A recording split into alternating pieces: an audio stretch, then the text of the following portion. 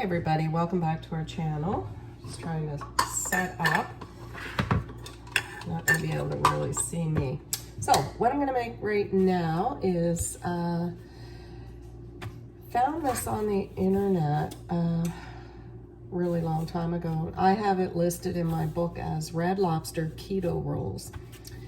And I'm gonna throw it together, put them in the oven. I haven't made them for a bit, but I seem to remember it was pretty straightforward. So it's a half a cup of almond flour, 2 eggs, 1/4 cup of sour cream. It does call for a teaspoon of garlic. I skipped that.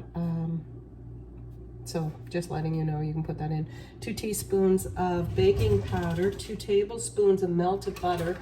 The melted butter is only for the top, so you can skip that as well.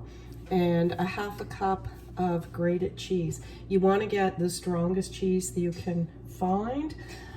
I use white old cheddar from Costco, and I've already grated that up.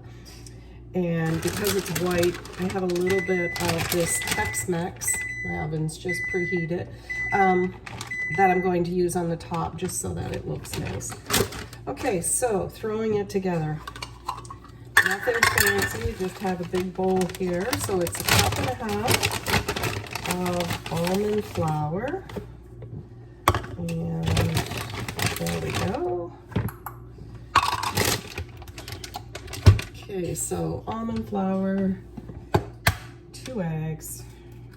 And just to be safe, not to get shells in your bowl, it would be better to do these in a separate little bowl than dump it in. As you see, I just threw it in there. And next, 1/4 cup of sour cream. And I'm just roughly measuring. If you're really good at baking, or baking often I should say, you can pretty much eyeball. And it's just as easy to do this. So when I add the baking powder, I do put it right on top of the almond flour. And some people would add that to the almond flour, mix that, then put in the wet. But I'm separating it in the bowl. And the bowl is huge. I have used the stand mixer for this before, but couldn't be bothered to drag it out. And I'm only doing a small batch. I don't know about freezing them. We usually stick them in the cupboard and they get eaten within a day or so. But you could Google that. That's easy enough to find it. So it's quite wet. I know the lighting's not the best. I just threw the camera on there. Nice. All right, so we just double check the ingredients that I didn't miss anything. Okay, now for the cheese, there's about 1 cup. It says 1.5 cups to 2, so I would say that's about 2 cups. There's a little bit left. I'm just gonna mix it up. It's cheese. I don't think you can put too much. Well, I suppose you could. Alrighty. Excuse my voice, just getting over a bit of a cold. All right, so this is well mixed. I'm gonna use, I have an ice cream scoop that is like a medium size, not your traditional, smaller than what a regular would be. I'm actually gonna throw this in, maybe some of the Tex-Mex. It looks like it's wet enough that it could take a little bit more cheese. And this is just because you're gonna be able to see the yellow cheese. The white's just gonna blend in. Oh, nice. All right, so let's grab the scoop. I have a pan all ready to go. These are going to be baked at 400. When I wrote the recipe down, I didn't put how long. So I will probably put my timer on about 9 minutes and have a peek at them.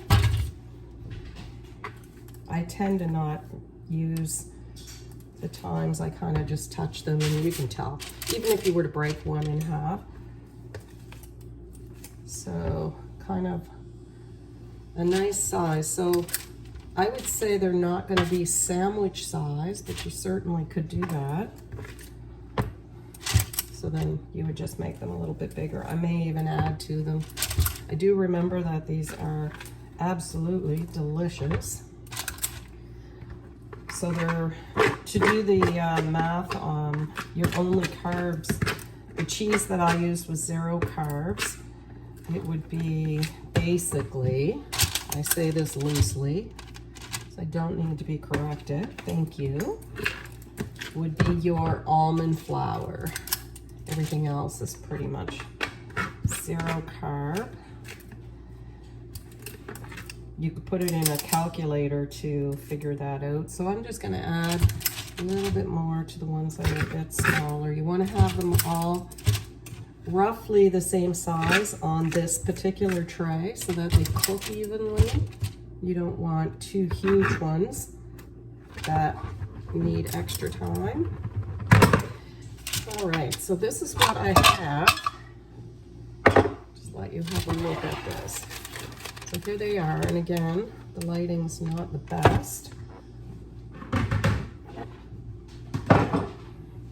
They're a good size, so you could squish them down a little bit, which would make them better for a sandwich. When I say sandwich, I mean like you could throw an egg on it, or actually I guess whatever you're eating.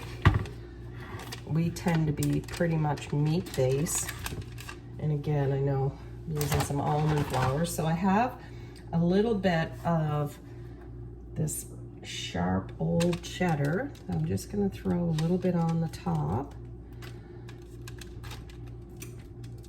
This is a lovely cheese. Like I said, it's a huge block. I've already opened it up, or else I would show you the packaging, but it is a Kirkland brand that I bought at Costco. And I'm going to add a little bit of the Kirkland Tex-Mex, only because I like the look of the yellow cheese. And again, you can use any cheese. For flavor, you want to use sharp, but if you're not looking for that, you could use a mild or medium. All right, so I'm going to pop these in the oven, set the timer for 9 minutes, and I will then test them. And to test them, I mean, I could pretty much tell by looking at them, but you know, you could poke them, cut them in half, you know, and then throw them back in. That's not going to hurt these at all. It's not a delicate recipe. Okay, so I just took the biscuits out of the oven. So I'll flop them around so that you can see.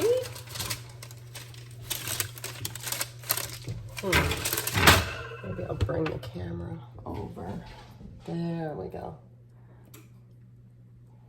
I wish you could smell my kitchen. So these are hot. So a little browned on the bottom. And if you can see, I touch these gently, a little bit of give, and they actually spread out a little bit, so they could be used for sandwiches. I think the next batch, because we are needing a picnic on Saturday, I think I might just make them a bit bigger so that would work for a sandwich. All right, so don't forget, give me a thumbs up button, and so you can subscribe if you like. All right, bye for now.